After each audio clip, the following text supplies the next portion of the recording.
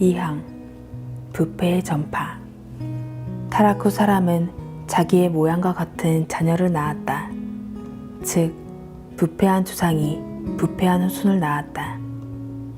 이런 이유로 오직 그리스도만을 제외하고 아담의 모든 후손은 그에게서 나온 부패함을 받는다. 이것은 옛 펠라기우스 주의자들이 주장한 것과 같은 모방으로가 아니라 하나님의 공의로운 심판에 따라 악한 본성이 유전됨으로 일어난다. 원죄는 두 가지로 이루어집니다. 죄에 대한 죄책과 죄의 오염입니다. 셋째, 넷째 교리의 2항은 죄의 오염을 강조합니다. 우리는 죄악된 본성을 가지고 있습니다. 하지만 이것 말고 더 있습니다. 우리는 아담이 행한 것과 우리가 아담 안에서 행한 것에 대해 하나님 앞에 죄책을 가지기에 우리의 책임이 있습니다. 로마서 5장 12절에서 21절은 죄책의 측면을 포함하여 원죄 교리를 명확히 가르칩니다. 사도 바울은 그리스도의 구원하시는 사역과 아담의 정죄하는 사역을 비교합니다. 따라서 바울은 원리적으로 하나님께서 의롭다 하시는 방법과 정죄하시는 방법이 기본적으로 동일하다고 그려냅니다. 죄인들은 아담의 죄로 말미암아 정죄받은 것과 동일한 방법으로 그리스도의 의를 전가받음으로 의롭다 하심을 얻습니다. 아담의 이 죄를 전가받음으로 우리가 정죄받습니다. 전가라는 말뜻이 무엇인가요? 청구하다, 여기다, 어떤 이의 계좌에 입금하다는 뜻입니다. 아담의 죄가 우리 계좌로 여겨졌습니다. 우리는 그 책임을 져야 합니다. 그리스도의 의 또한 우리 것으로 여겨집니다. 그리스도의 의가 그리스도를 한 행위로 모든 인류가 잃어버린 바 된 것처럼 신자들이 둘째 아담이신 예수 그리스도께서 대표로서 하신 행위로 의롭다 하심을 얻고 구원받습니다.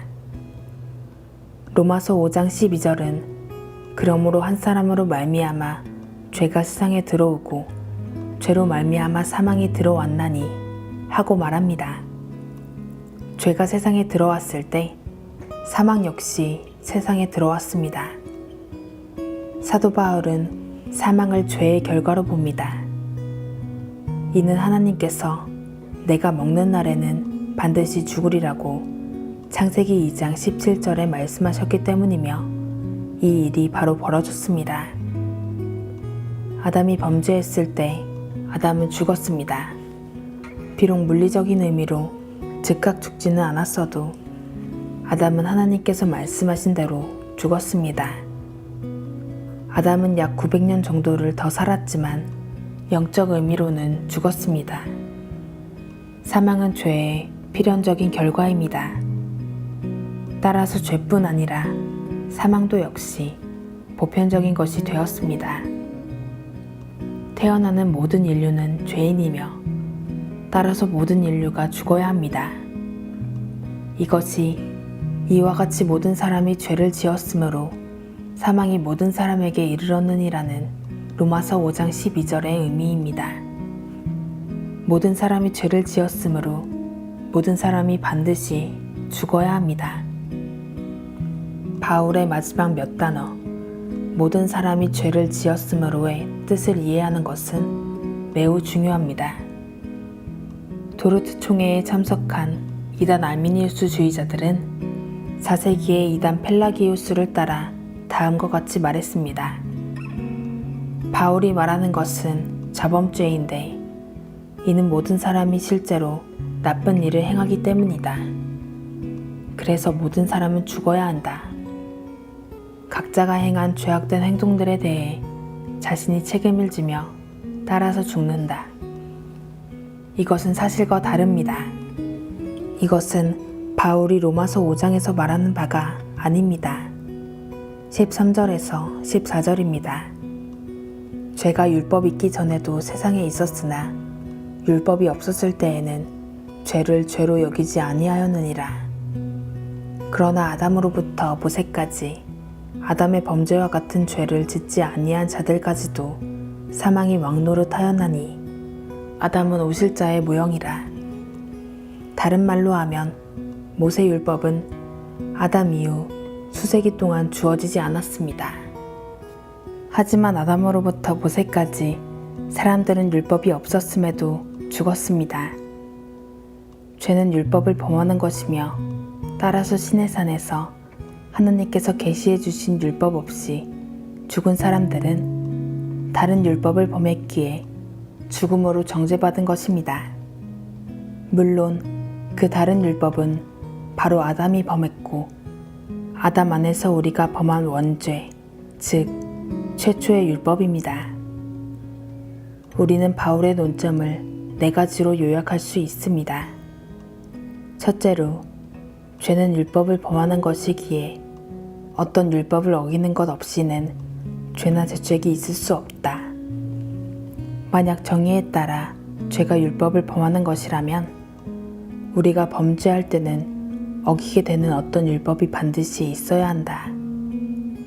둘째로, 바울은 죄의 결과인 사망이 영아를 포함해서 아담으로부터 모세까지 왕노릇했으므로 모든 사람은 어떤 율법을 깨뜨린 것에 대한 죄책이 있다는 것이 분명하다.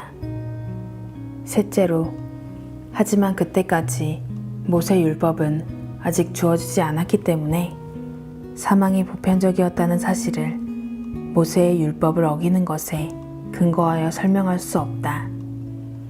또한 그것은 마음에 새겨진 율법일 수도 없는데 영아들은 마음에 새겨진 율법을 어길 능력이 없기 때문이다.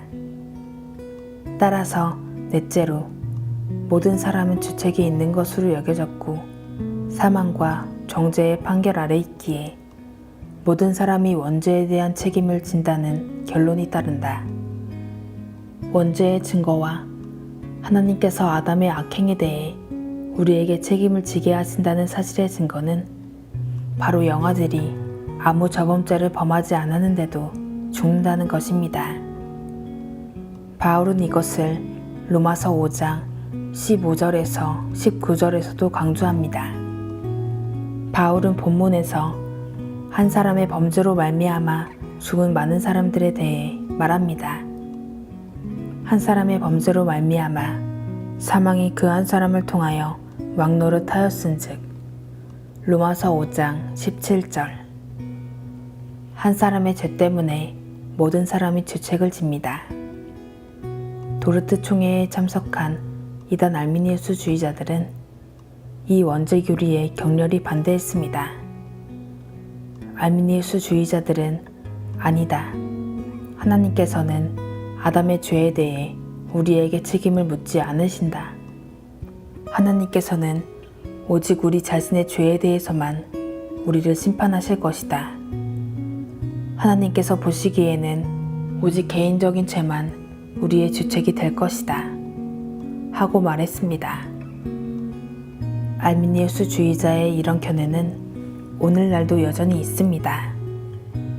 복음주의 세계에서 이것이 바로 죄에 대한 개념입니다.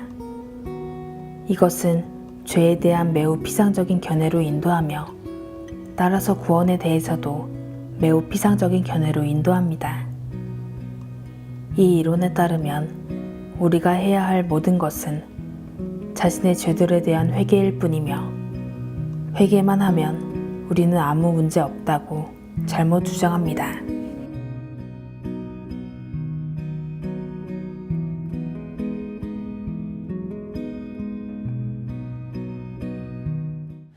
너희 만민들아 손바닥을 치고 즐거운 소리로 하나님께 외치 지존하신 여호와는 어미하시고